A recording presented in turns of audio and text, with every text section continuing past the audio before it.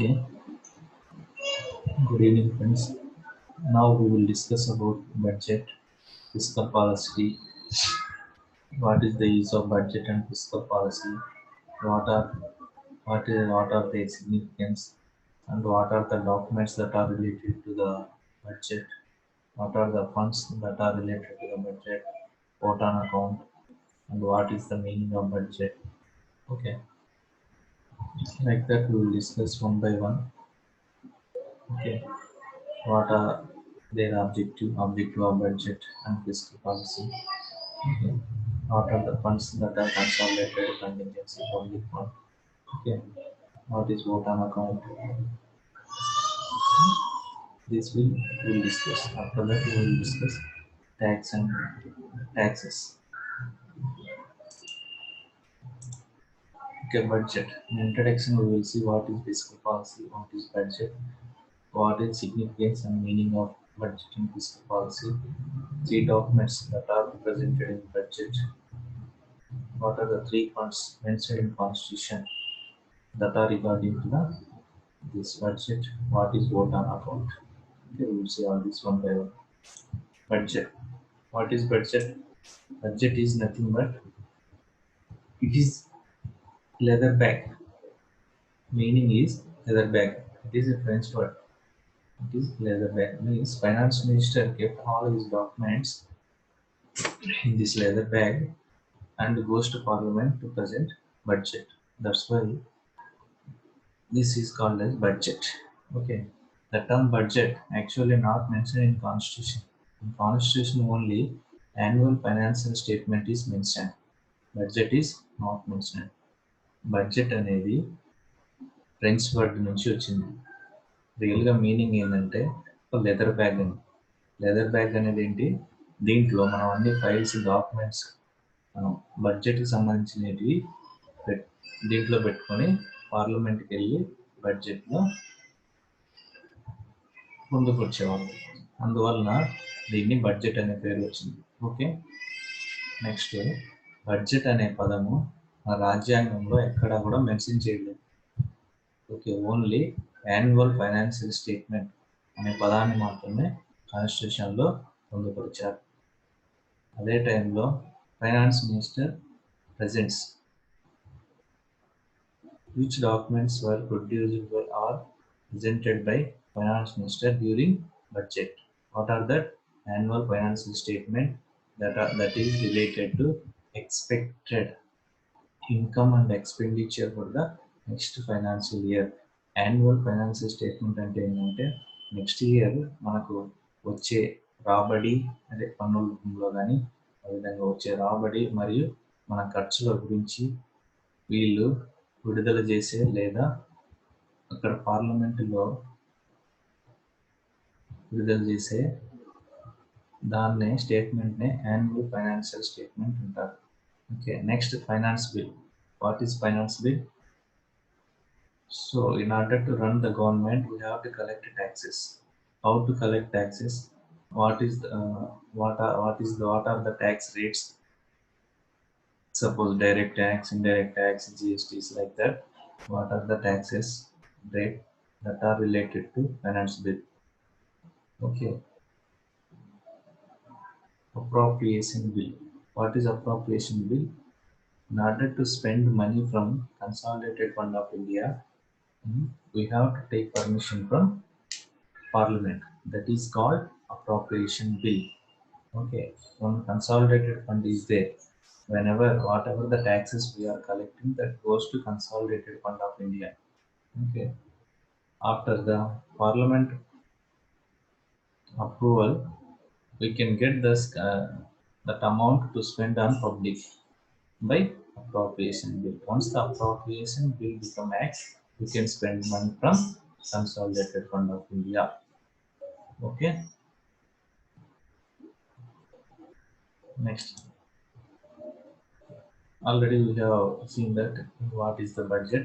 It is an annual financial statement for the estimated revenue and expenditure for the next financial year. అదే next year మనకు రాబోయే రాబడులు మరియు ఖర్చుల గురించి తెలియజెప్పేదే యాన్యువల్ ఫైనాన్షియల్ స్టేట్మెంట్. దీని సిగ్నిఫికెన్స్ ఏంటంటే ఇది ఫిస్కల్ పాలసీని ఇంప్లిమెంట్ చేయడానికి ఉపయోగపడుతుంది. ఫిస్కల్ పాలసీ అంటే ఏంటి అనేది మనం నెక్స్ట్ చూస్తాం. What is the meaning of budget? What is the significance? What is the significance? Primary tool to implement fiscal policy. What is fiscal policy? It is set of government decisions regarding taxes and expenditure, subsidies and other financial operations. Okay, physical policy అంటే ఏంటంటే government అనేది కొన్ని decisions తీసుకుంటారు taxes అని. How much ఎంత taxes మనం collect చేయాలి, expenditure next మనం ఎంత ఎక్స్పెండిచర్ పెట్టుబడి పెట్టాలి, సబ్సిడీస్ మనం ఎంత ఇవ్వాలి, అలా ఫైనాన్షియల్ ఆపరేషన్స్ నుండి అన్ని దాంట్లకు సంబంధించినవి డెసిషన్స్ అన్నీ కలిపి దీన్ని ఫిజికల్ పాలసీ అంటారు. దీని ద్వారా ఏం చేస్తామంటే మన మనీ అనేది గవర్నమెంట్ తీసుకొని ఆ మనీ అనేది ఎలా తీసుకుంటుంది, గవర్నమెంట్ ట్యాక్సెస్ రూపేనా తీసుకుంటుంది. అదేవిధంగా స్పెండ్ చేస్తుంది. ఏ విధంగా స్పెండ్ చేయాలి దాంట్లో గురించి తెలిపేదే fiscal policy. Okay, government influences savings, investment and consumption to accomplish certain national goals. Suppose government అనేది కొన్ని సేవింగ్స్ ఇలాంటివి, suppose Sukanya Samriddhi Yojana, small savings schemes ఉన్నాయి కదా, అలాంటివి ఇవ్వడం వలన ప్రజలు వచ్చేసి సేవింగ్ చేసుకుంటారు. దానివల్ల ఆ అమౌంట్ను ప్రైవేట్ వాళ్ళకి ఇన్వెస్ట్మెంట్ రూపంలో పెట్టుకోవడానికి వీలవుతుంది. దానివల్ల జాబ్ క్రియేషన్ వీలవుతుంది. అదేవిధంగా ట్యాక్స్ రూపంలో తీసుకున్న అమౌంట్ను నేషనల్ గోల్స్, రోడ్స్, బిల్డింగ్స్ ఇలాంటి కట్టడానికి కూడా ఉపయోగపడుతుంది. ఆ విధంగా నేషనల్ గోల్స్ అనేవి సాధించుకోవడానికి ఈ ఫిస్కల్ పాలసీ అనేది ఒక విధంగా ఉపయోగపడుతుంది. What are the objectives?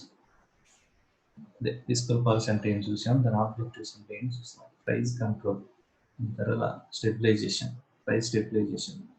Suppose inflation అంటే ఏంటి మనం నెక్స్ట్ చూస్తాము. ఇన్ఫ్లేషన్ టైంలో కూడా ఆ ఇన్ఫ్లేషన్ తగ్గించడం ఎలా, డిఫ్లేషన్ తగ్గించడం ఎలా, ఇలాంటివన్నీ ప్రైస్ కంట్రోల్ చేయొచ్చు by using fiscal policy. Okay, inflation ఉంది. ఇన్ఫ్లేషన్ ఎక్కువగా ఉన్నప్పుడు ట్యాక్స్ రేట్ పెంచామంటే డైరెక్ట్ ట్యాక్స్, అప్పుడు ఏమవుతుంది, గవర్నమెంట్కి అనేది ట్యాక్స్ వస్తుంది. ఆ పర్సన్కి అనేది డిస్పోజబుల్ ఇన్కమ్, మన దగ్గర నుండి ఇన్కమ్ అనేది తగ్గిపోతుంది. ఓకే, ఆ విధంగా ఇన్ఫ్లేషన్ కంట్రోల్ చేయొచ్చు. అదేవిధంగా డిప్రెషన్ టైంలో కూడా ట్యాక్స్ రేట్ అనేది తగ్గించామంటే ఆ పర్సన్ దగ్గర ఇన్కమ్ అనేది ఎక్కువ ఉంటుంది. అతని దగ్గర దాన్ని ఏమంటే డిస్పోజబుల్ ఇన్కమ్, అతను ఖర్చు పెట్టగలిగే ఇన్కమ్ పెరిగిపోతుంది. ఆ విధంగా డిప్రెషన్ కూడా కంట్రోల్ చేయొచ్చు. అదేవిధంగా ఎంప్లాయ్మెంట్ క్రియేట్ చేయొచ్చు. ఏ విధంగా Mahatma Gandhi national rural employment ఉంది కదా, ఆ విధంగా కూడా ఎంప్లాయ్మెంట్ను క్రియేట్ చేయొచ్చు ఫిస్కల్ పాలసీ యూజ్ చేసి. ఎకనామిక్ గ్రోత్ని ఏ విధంగా అచీవ్ చేయొచ్చు? సేవింగ్స్. సపోజ్ డైరెక్ట్ ట్యాక్సెస్ ఉన్నాయి, డైరెక్ట్ ట్యాక్సెస్ రేట్ తగ్గించుకుంటే దానివల్ల ఏమవుతుంది, పర్సన్స్ దగ్గర ఎక్కువ అమౌంట్ ఉంటుంది. అతను సేవింగ్స్కి వెళ్ళేదానికి అవకాశం ఉంటుంది. అతను సేవింగ్ చేసుకోవడం వలన ఇన్వెస్ట్మెంట్ పెరుగుతాయి ప్రైవేట్ వాళ్ళకి, దానివల్ల జాబ్స్ క్రియేషన్ జరుగుతుంది, జీడిపి గ్రోత్ కూడా జరుగుతుంది. ఓకే, అదేవిధంగా ఇన్కమ్ ట్యాక్స్ తగ్గించడం వల్ల అతని దగ్గర మనీ ఎక్కువగా ఉంటుంది కాబట్టి అతను ఎక్కువగా మనీ స్పెండ్ చేయడానికి వీలవుతుంది. డిస్పోజబుల్ ఇన్కమ్ ఉంటుంది కాబట్టి దానివల్ల ఒక వేరే వస్తువు కానీ కొనడం వలన దానివల్ల కూడా జీడిపి గ్రోత్ అనేది జరుగుతుంది. నెక్స్ట్ ఇంక్లూజివ్ గ్రోత్ అంటే ఏంటంటే మొత్తం inclusive. Suppose middle class, rich and poor అందరి యొక్క డెవలప్మెంట్ అనేది ఇంక్లూజివ్ గ్రోత్ అంటారు. సపోజ్ రిచ్ వాళ్ళ మీద హైయర్ ట్యాక్స్ వేస్తాము, దాని నుంచి కలెక్ట్ చేసినట్టు ఏం చేస్తాము, పూర్ పర్సన్స్ ఉంటారు కదా వాళ్ళకి హౌసెస్ కోసం కానీ ఈ విధంగా యూజ్ చేస్తూ ఉంటారు. Use it for poverty, unemployment and health. Inclusive growth అనేది ఉన్న వాళ్ళ దగ్గర నుంచి ట్యాక్స్ రూపైన డబ్బులు తీసుకొని లేని వాళ్ళకు వాళ్ళకి కావాల్సిన ఎంప్లాయ్మెంట్, హెల్త్, పావర్టీ చేయడానికి. Okay, regionally balanced growth. కొన్ని స్టేట్స్ ఉంటాయి మనకి, నార్త్ ఈస్టర్న్ స్టేట్స్ లాంటివి, అక్కడ వచ్చేసి రీజనల్లీ బ్యాలెన్స్డ్, అన్ని స్టేట్స్ డెవలప్మెంట్ ఉంటే అవి బ్యాక్వర్డ్గా ఉంటుంది. ఆ రీజన్స్ డెవలప్ చేయడం కోసము అక్కడ ట్యాక్స్ బెనిఫిట్స్ ఇస్తూ ఉంటారు వేరే కంపెనీస్, ప్రైవేట్ కంపెనీస్కి. అక్కడ వచ్చి ఫ్యాక్టరీలు పెట్టి అక్కడ డెవలప్మెంట్ కోసం ఆ విధంగా రీజనల్లీ బ్యాలెన్స్డ్ గ్రోత్ అనేది మనం చేసుకోవచ్చు by using fiscal policy. Exchange rates stability. Exchange rates stability, suppose imports ఉన్నాయి, ఇంపోర్ట్స్ మీద ట్యాక్స్ ఎక్కువగా ఉంచి ఎక్స్పోర్ట్స్ ఉన్నాయి, దానివల్ల ట్యాక్స్ తగ్గించేసి మనం ఆ విధంగా ఎక్స్పోర్ట్స్ని కూడా పెంచుకోవచ్చు, డొమెస్టిక్ మార్కెట్ కూడా పెంచుకోవచ్చు. దానివల్ల ఎక్స్చేంజ్ రేట్స్ స్టెబిలిటీ కూడా అచీవ్ అవుతాం.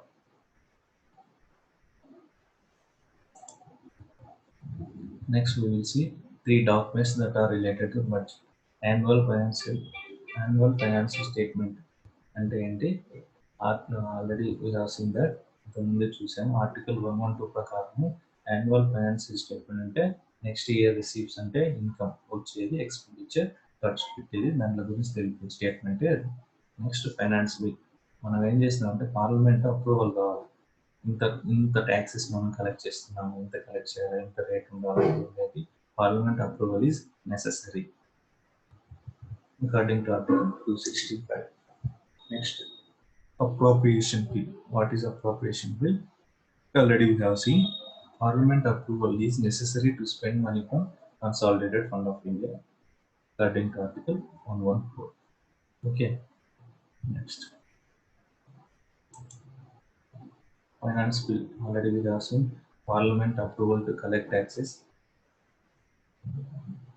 Finance bill. ఓకే, బడ్జెట్ మనం ప్రవేశపెట్టే ఫైనాన్స్ బిల్ అనేది లోక్సభ, రాజ్యసభ రెండు దాంట్లో కూడా కంపల్సరీ అప్రూవల్ అవ్వాలా లేదా అనే దాని గురించి మనం చూద్దాము.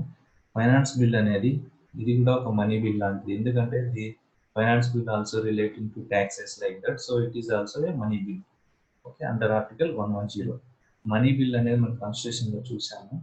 మనీ బిల్ అనేది వన్స్ లోక్సభలో ఇంట్రడ్యూస్ చేసిన తర్వాత రాజ్యసభకి వెళ్ళిన తర్వాత రాజ్యసభలో వచ్చేసి 14 days వరకు వాళ్ళు డిస్కస్ చేసి సజెషన్స్ ఇస్తారు లోక్సభకి. లోక్సభ ఇష్ట ప్రకారం అది బిల్ పాస్ అవుతుంది. అంటే రాజ్యసభకు ఫుల్ పవర్స్ అనేటివి అక్కడ లేవు, అవి 14 days మాత్రమే ఇక్కడ ఉంటుంది. 14 days తర్వాత వాళ్ళు ఇచ్చే సజెషన్స్ అనేటివి లోక్సభ తీసుకోవచ్చు, తీసుకోకపోవచ్చు. సో ఎక్కువ మెజారిటీ లోక్సభలో ఏది ఉంటుందో దానివల్ల ఫైనాన్స్ బిల్ అనేది పాస్ అయిపోతుంది. అండర్ ఆర్టికల్ 109, 14 days ఓన్లీ రాజ్యసభలో బిల్ ఉంటుంది. ఆ 14 daysలో సజెషన్స్ డిస్కషన్స్ ఇస్తారు, లోక్సభ ఇస్తారు. లోక్సభ అది suggestions on not binding on Lok Sabha.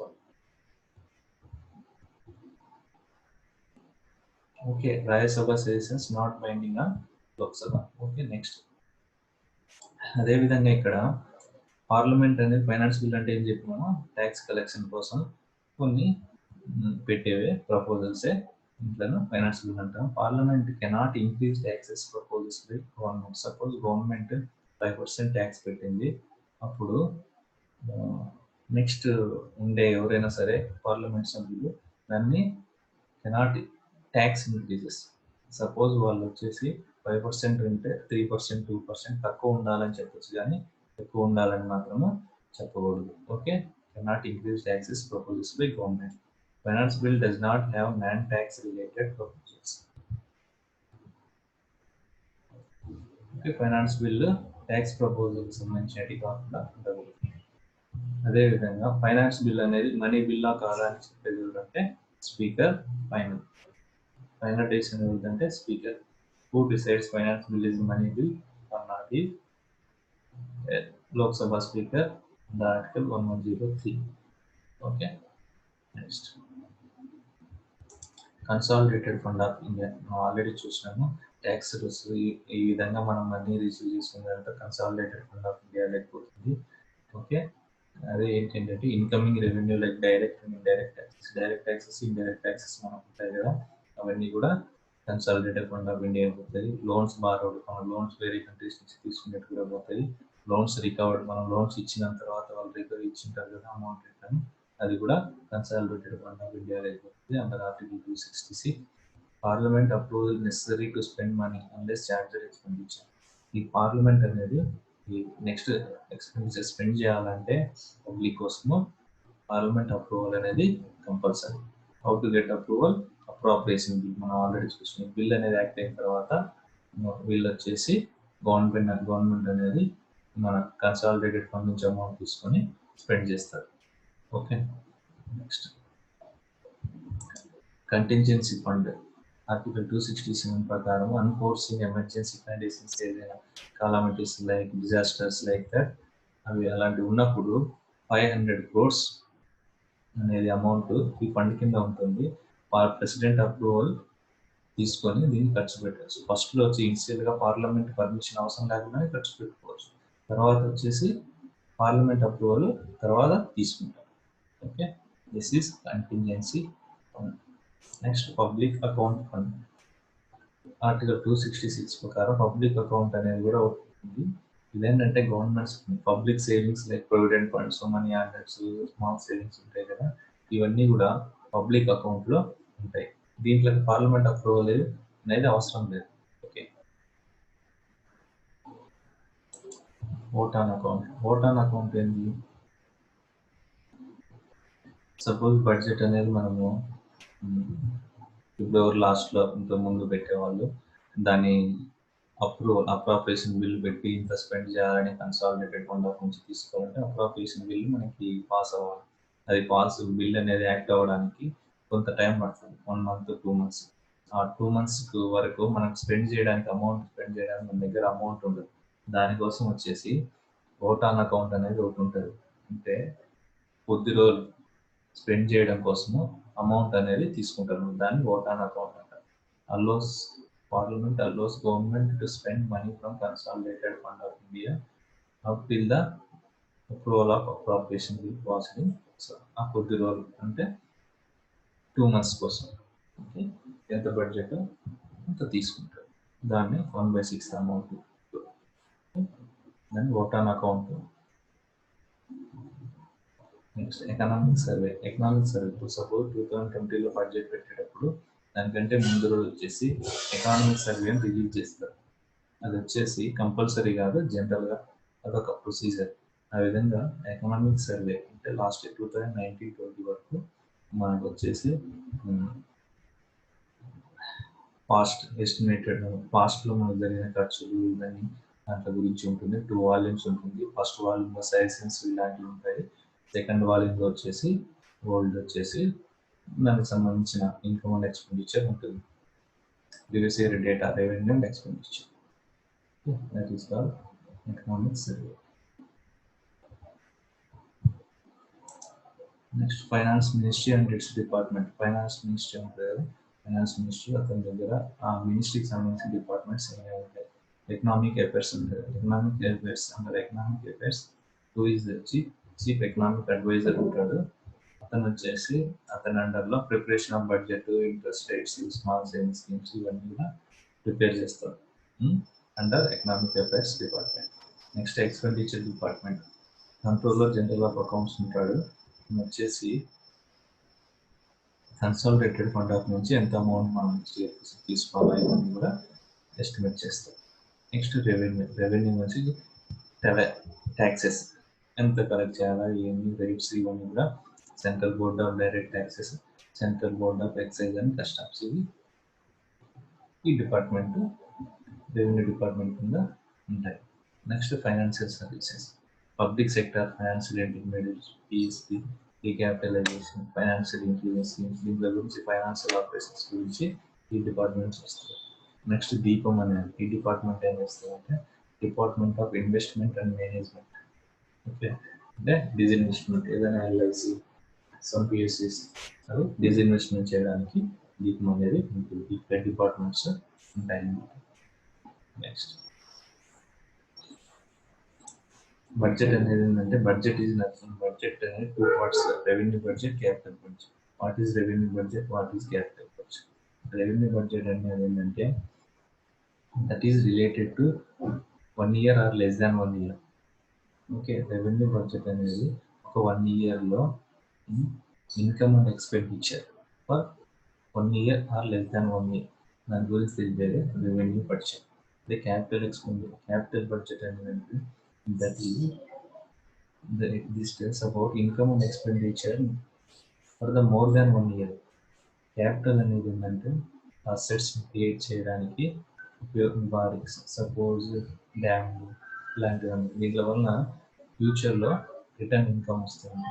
అది రెవెన్యూ అనేది ఖర్చు పెట్టేది శాలరీస్ ఇలాంటివన్నీ. ఓకే, దీంట్లో రెవెన్యూలో రిసీప్ట్స్ అండ్ ఎక్స్పెండిచర్. రిసీప్ట్స్ అంటే రాబడులు, ఎక్స్పెండిచర్ అంటే పెట్టుబడులు, ఖర్చులు. Okay, we will see later all this. What is revenue? The revenue budget receipts expenditure ఉంటాయి.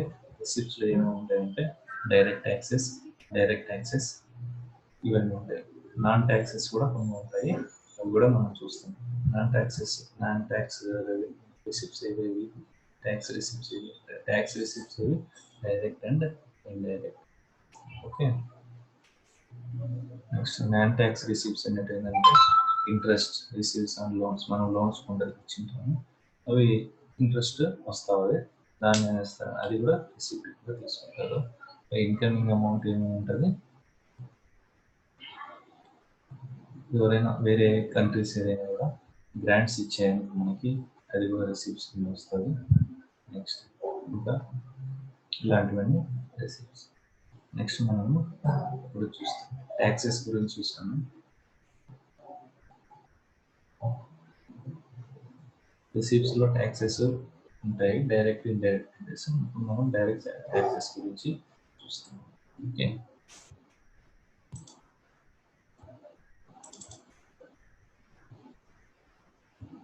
Tax system in India. Taxes, how many taxes, tax system ఏ విధంగా ఉంటుంది అని చూస్తాం. Progressive tax. ప్రోగ్రెసివ్ ట్యాక్స్ అంటే ఏంటి? ఇప్పుడు మనం ప్రజెంట్ ఇండియాలో ఉండే డైరెక్ట్ ట్యాక్సెస్ పర్సన్ ట్యాక్స్ ఉంది కదా, అది అనేది ప్రోగ్రెసివ్ ట్యాక్స్. అది ఏ విధంగా, ట్యాక్స్ రేట్ అనేది various with income of person. Suppose 2 lakhs income వస్తుంది, వాడికి 5% ట్యాక్స్ ఉంటుంది. అదేవిధంగా 3 lakhs పైన ఉంటుంది, వాడికి 10% ఉంటుంది ఇన్కమ్ ట్యాక్స్. 5 lakhs ఉంటుంది, 15%. అంటే suppose he is rich, he has to pay more tax. Suppose he is poor, he has to pay less tax. Okay, tax rates varies with income of a person. It is progressive tax. అదేవిధంగా present follow అయ్యే India direct taxes, income tax ఏదంటే progressive tax. అదే proportional tax ఏంటంటే irrespective of income he has to pay same percentage of tax. Okay, this is called proportional tax. Regressive tax, irrespective of income, a person has to pay same tax amount. Suppose ఒక poor person ఉన్నాడు, అతను వచ్చేసి 1000 rupees tax pay చేస్తే, rich person ఉన్నాడు, అతను poor person 1000 అయితే ఇతను కూడా 1000 పే చేస్తే దాన్ని రిగ్రెసివ్ ట్యాక్స్ అంటారు. ఇండియాలో వచ్చి సపోజ్ ఒక మొబైల్ ఫోన్ కొనాలనుకున్నాడు, దాని మీద ట్యాక్స్ అనేది 1000 రూపీస్ మొబైల్ మీద ట్యాక్స్ అనేది 1800 ఉందనుకో. సపోజ్ రిచ్ పర్సన్ కూడా అంతే పే చేస్తాడు, పూర్ పర్సన్ కూడా అంతే పే చేస్తాడు. దాన్ని ఏం చేస్తారు, ఏమంటారు అంటే రిగ్రెసివ్ ట్యాక్స్ అంటారు. Suppose mobile phone rich and poor both have to pay same indirect tax. Indirect taxes అనేది ఏంటంటే regressive tax. Okay, income tax ఏంటంటే పర్సనల్ ఇన్కమ్ ట్యాక్స్ అని progressive tax. Next direct taxes, indirect taxes అనేది ఏ విధంగా divide చేస్తే అంటే, suppose tax incident point where tax is impose. Tax అనేది ఎక్కడైతే ఏ పర్సన్ మీద కానీ ఏ కంపెనీ మీద కానీ ఇంపోజ్ చేస్తున్నామో ఆ పాయింట్ ఏమంటారంటే ఆ ఏంటికి ట్యాక్స్ ఇన్సిడెంట్స్ అంటారు. అదేవిధంగా ట్యాక్స్ ఇంపాక్ట్ అనేది బర్డన్ ఎవరైతే ఫీల్ అవుతున్నారో. Suppose income tax, personal income tax ఉంది, అతను వచ్చేసి పే చేస్తారు, అతను బర్డన్ ఫీల్ అవుతాడు, దాన్ని ట్యాక్స్ ఇంపాక్ట్. ఎవరైతే ట్యాక్స్ పే చేస్తున్నారో ట్యాక్స్ ఇంపాక్ట్. అదేవిధంగా డైరెక్ట్ ట్యాక్స్ అనేది point of incidence and impact same person మీద. సపోజ్ పర్సనల్ ఇన్కమ్ ట్యాక్స్ ఉంది, నా మీదనే అతని పర్సన్ మీదనే ట్యాక్స్ అనేది ఇస్తారు, అతనే పే చేస్తారు. ఇంపాక్ట్ అతని మీద ఉంటుంది, ఇన్సిడెన్స్ పాయింట్ కూడా అతను, దాన్ని డైరెక్ట్ ట్యాక్స్ ఉంటుంది. అదే ఇండైరెక్ట్ ట్యాక్స్ అంటే ట్యాక్స్ ఇన్సిడెన్స్ ఒక దగ్గర ఉంటుంది, ఇంపాక్ట్ అనేది వేరే వాళ్ళ దగ్గర ఉంటుంది. సపోజ్ ఒక కారు కొనడానికి ఒక షాప్కి వెళ్ళాడు. ఒక షాప్ డీలర్ వచ్చేసి కార్ అమ్మినప్పుడు అతను ఏం చేస్తాడంటే ట్యాక్స్ వేస్తాడు. ఆ ట్యాక్స్ అనేది అక్కడ వేస్తారు. ట్యాక్స్ ఇన్సిడెంట్స్ ఏంటి అక్కడ? Car dealer. అదేవిధంగా కార్ కొనే అతను పే చేసి వెళ్ళిపోతాడు. ఇంపాక్ట్ అది కార్ కొనేవాడి దగ్గర. అదేవిధంగా ఇండైరెక్ట్ ట్యాక్స్లో tax incidents and tax impact on different persons. That is called indirect tax. Direct tax అనేది on the same person. Okay, personal income tax present బడ్జెట్లో సమ్ చేంజెస్ ఉన్నాయి. ఏంటంటే new tax and old tax. మన ఇష్ట ప్రకారం ఏదైనా మనం choose చేసుకోవచ్చు. ప్రజెంట్ లెస్ దాన్ 2.5 lakhs వరకు ట్యాక్స్ అనేది ఎటువంటి ట్యాక్స్ కూడా మనం పే చేయాల్సిన అవసరం లేదు. ఓకే, 2.5 నుంచి 5 lakhs వరకు 5% ట్యాక్స్ పే చేయాల్సి ఉంటుంది. రిబేట్ వచ్చేసి 12,500. అంటే ఈ రిబేట్ అనేది ఏంటంటే అతని ఇన్కమ్ 5 lakhs కంటే ఎక్కువ కాకుండా ఉంటే అతని ట్యాక్స్ ఏమవుతుంది? 0 అవుతుంది. ఓకే, 12,500 0 అవుతుంది. ఓల్డ్ సిస్టంలో ఈ విధంగా ఉంటుంది. నెక్స్ట్ ఓల్డ్ సిస్టంలో ఏంటంటే మనం ఇన్కమ్ ట్యాక్స్ కన్సెషన్స్ ఉంటాయి కదా, అవి డిడక్షన్స్ మనం అప్లై చేసుకొని ఎల్ఐసీలు ఇలాంటివన్నీ పే చేసుకొని రిపేట్ పొందవచ్చు. అదే న్యూ సిస్టంలో అలా లేదు. నెక్స్ట్ 5 నుంచి 7.5 lakhs వరకు 10% న్యూ సిస్టమ్. ఓల్డ్ సిస్టంలో అయితే 20 ఉంది. అదే న్యూ సిస్టంలో 7.5 to 10 వరకు 15 ఉంది. ఓల్డ్లో 20, 30 like this. If a person is getting more than 15 lakhs like that, it is a new system is very good for him. Okay, like income tax rate decreases. Income tax rate అనేది decrease చేసింది అనుకో government, దగ్గర disposable income అనేది పెరుగుతుంది. దానివల్ల spending అనేది పెరుగుతుంది. అతను సపోజ్ ఇన్కమ్ ట్యాక్స్ తక్కువ వచ్చింది కాబట్టి మనీ అతని దగ్గర ఉంది కాబట్టి అతను ఏదైనా కొనడానికి యూజ్ చేస్తారు. సపోజ్ వాషింగ్ మిషన్, మొబైల్స్ అయితే ఆ కొనేటప్పుడు ఇండైరెక్ట్ ట్యాక్స్ కూడా పే చేస్తారు. ఆ విధంగా గవర్నమెంట్కి మళ్ళీ రిటర్న్లో ట్యాక్స్ వస్తుంది. లేదంటే అతను స్పెండింగ్ చేయకుండా సేవింగ్స్ చేసుకున్నారు ఏమవుతుంది? సేవింగ్స్ వల్ల ఇన్వెస్ట్మెంట్ పెరుగుతుంది. దానివల్ల జాబ్ ఎక్స్పెన్షన్ అవుతుంది. ఏ విధంగా అయినా కూడా ట్యాక్స్ తగ్గించడం వల్ల కొన్ని ఉపయోగాలు అనేవి ఉన్నాయి.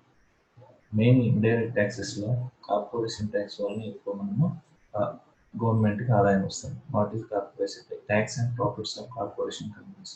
కార్పొరేషన్ కంపెనీ ఉంటుంది, వాళ్ళకి ప్రాఫిట్స్ వస్తాయి కదా, దాన్ని కార్పొరేషన్ ట్యాక్స్. ఈ ప్రజెంట్ బడ్జెట్లో కొంత దీన్ని వచ్చేసి తగ్గించారు. ఎగ్జిస్టింగ్ కంపెనీస్లో టర్న్ ఓవర్ ప్రకారం ఉండేటివి 400 crores ఉంటే ఇంకా 400 crores అబౌవ్ ఉంటే ఇంకా అని చెప్పేసి ఇప్పుడు వచ్చేసి అవి తీసేశారు. ఈ విధంగా ఎగ్జిస్టింగ్ కంపెనీస్, ఓల్డ్ కంపెనీస్ ఇంత ముందు నుంచి ఉంటాయి కదా, దానికి ఎంత అంటే కార్పొరేషన్ ట్యాక్స్ 22% ఉంటుంది. 22% tax plus 10% surcharge plus 4% cess.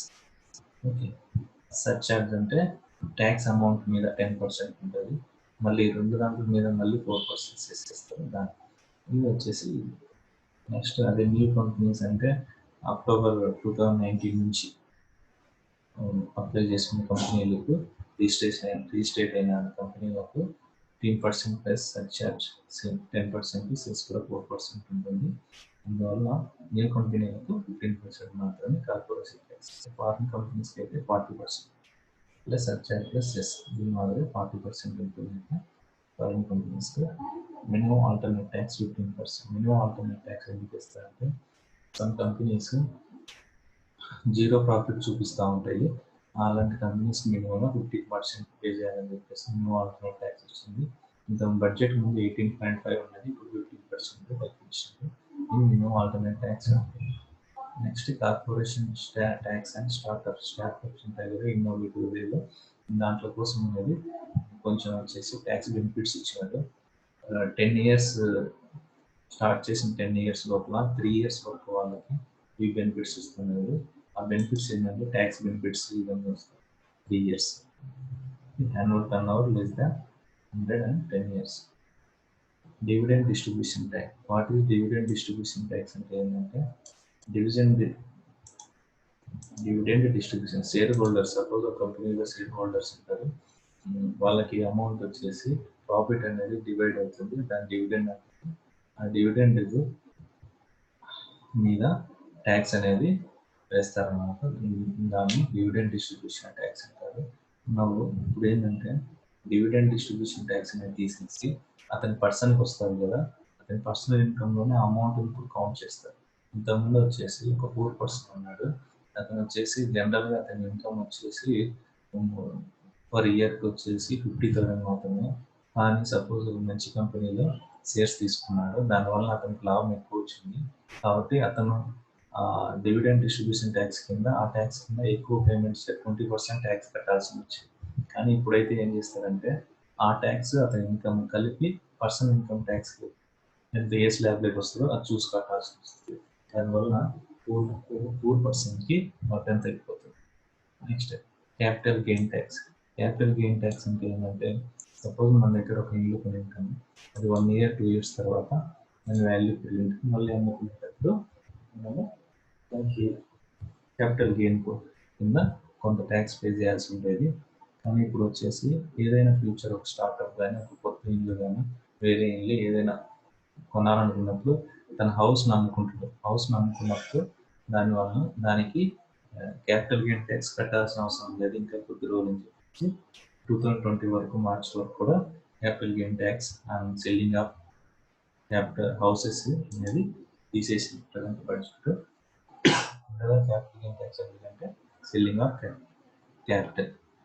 Okay, makes profit by selling his capital assets such as non-agro land, agricultural land, property, property, jewelry, payments, facilities, trademarks, bonds, sale చేయడం వలన అతను పొందిన లాభంలో ట్యాక్స్ పే చేయాల్సి ఉంటుంది, దాన్ని capital gain tax. Next on house selling CGT capital gain tax exempted till March 31, 2020 వరకు exemption ఇచ్చారు హౌస్ సెల్లింగ్ కోసం capital gain tax. Tax deducted at source. ఆ సోర్స్లోనే ట్యాక్స్ డిడక్ట్ చేయడాన్ని ట్యాక్స్ డిడక్టెడ్ అట్ సోర్స్ అంటే suppose మన employee ఉన్నాడు, పెద్ద కంపెనీలో వర్క్ చేస్తూ ఉంటాడు, అతనికి ఇచ్చే శాలరీలో నెక్స్ట్ ఫైనాన్షియల్ ఇయర్కి అయ్యే ట్యాక్స్ను ముందే కట్ చేసుకుంటాడు, దాన్ని ట్యాక్స్ డిడక్టెడ్ అట్ సోర్స్. అదే ఆ ఎంప్లాయీ అనేవాడు తర్వాత ITR ఫైల్ చేసి ఆ డిడక్ట్ అయిన అమౌంట్ను తీసుకోవచ్చు. ఒకవేళ అతని అమౌంట్ అనేది సేవింగ్స్లో ఇలాంటి డిడక్షన్స్ చూపించుకొని తగ్గించుకోవచ్చు. దీనివల్ల ఏమవుతుందంటే ఆ పర్సన్ అనేది కంపల్సరీగా ITR ఫైల్ చేస్తారు. Companies are required to cut TDS and almost every payment made to everyone. Company ఏం చేస్తుందంటే వేరే వాళ్ళు ఎవరెవరు అమౌంట్ ఇచ్చినా కూడా అని పేమెంట్ చేసి దానికి వాళ్ళ ఫోన్ నెంబర్ ఎంటర్ చేసి ట్యాక్స్ అనేది పే చేస్తారు. ఆ పర్టికులర్ పర్సన్ ITR ఫైల్ చేసుకొని ఆ అమౌంట్ను తీసుకోవచ్చు. ఓకే, ఈ స్లాబ్ తగ్గించుకొని for every employee has to file ITR for getting TDS amount. దీనివల్ల ఏం చేస్తారంటే ప్రతి ఒక్కరు కూడా అప్లై చేస్తారు. Financial transaction taxes. Financial transaction taxes ఏంటంటే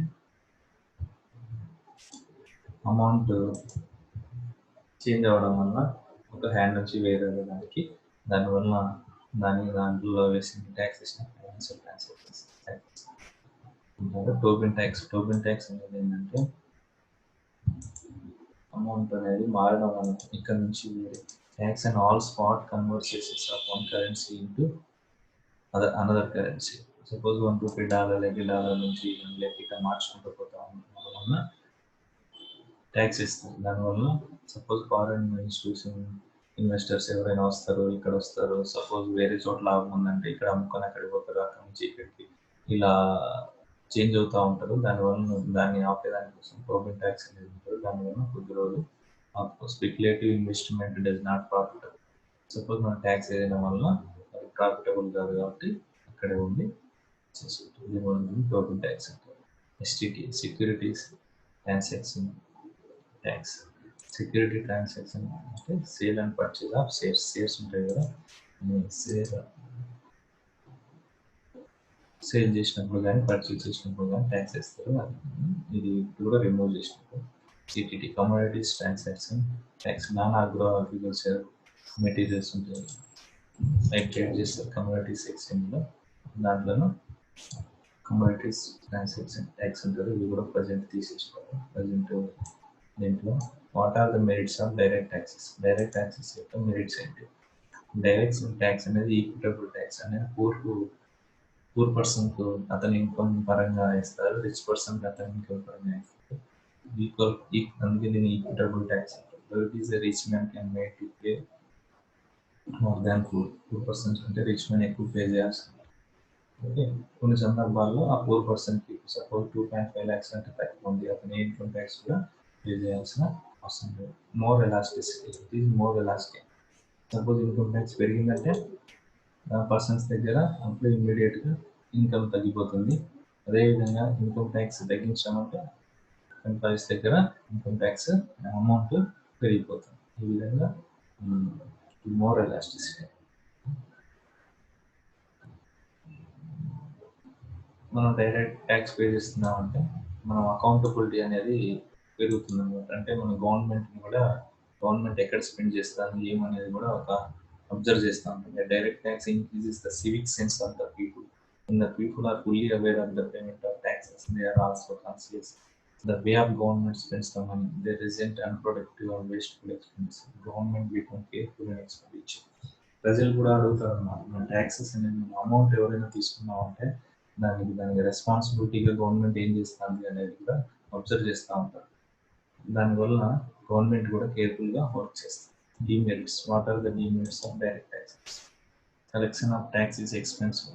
సపోజ్ మనం డైరెక్ట్ ట్యాక్సెస్ ఇవన్నీ కలెక్ట్ చేయాలి. డైరెక్ట్ ట్యాక్సెస్ పెద్ద మెకానిజం అవసరం అవుతుంది. ట్యాక్స్ ఇన్కమ్ ట్యాక్స్ ఇన్స్పెక్టర్స్ ఇదంతా పెద్ద ఎక్స్పెన్సివ్గా ఉంది.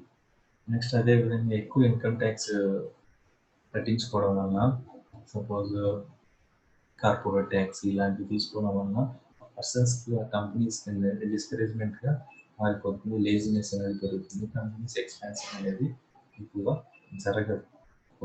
కొంతవరకు హార్డ్షిప్ నాట్ కౌంటెడ్. హార్డ్షిప్ అనేది కౌంట్ చేయట్లేదు ఈ డైరెక్ట్ ట్యాక్సెస్. ఎలా అంటే ఒక ఓనర్ ఉంటాడు, ఒక పెద్ద ఫ్యాక్టరీ కంపెనీ పెడతాడు, అతను సింపుల్గా ఎండ్ చేస్తూ ఉంటాడు. అదేవిధంగా ఒక కార్పెంటర్ ఉంటాడు, అతను కష్టపడి డబ్బులు ఎండ్ చేస్తాడు. ఓకే, అతని మీద కూడా ఇన్కమ్ ట్యాక్స్ పడుతుంది, అతని మీద కూడా ఇన్కమ్ ట్యాక్స్ పడుతుంది. హార్డ్షిప్ అనేది not counted. Externality not counted. Externality ఏంటంటే మన హెల్త్ మీద కానీ దీని మీద కానీ ఎఫెక్ట్ చూపిస్తుందా లేదా అనేది చూడట్లేదు. సపోజ్ సిగరెట్ కంపెనీ పెట్టింటాడు, అతనికి ఇన్కమ్ను బట్టే ట్యాక్స్ ఇస్తారు. ఒకవేళ మెడిసిన్స్ కోసం ఒకడు కంపెనీ పెట్టింటాడు, అతని మీద కూడా సేమ్ ట్యాక్స్ వేస్తారు. దానివల్ల ఎక్స్టర్నాలిటీ అనేది దీంట్లో కౌంట్ అవ్వదు. ట్యాక్స్ ఎవేట్ చేయడానికి ఫాల్స్ ఐటీఆర్ ఫైల్ చేసి కూడా ట్యాక్స్ తగ్గించుకుంటున్నారు చాలా మంది. ఓకే, ఈ విధంగా ట్యాక్స్ ఎవేషన్ కూడా జరుగుతాం. Okay, all these are regarding direct taxes. Next direct taxes system under revenue receipts. Next we will see direct taxes.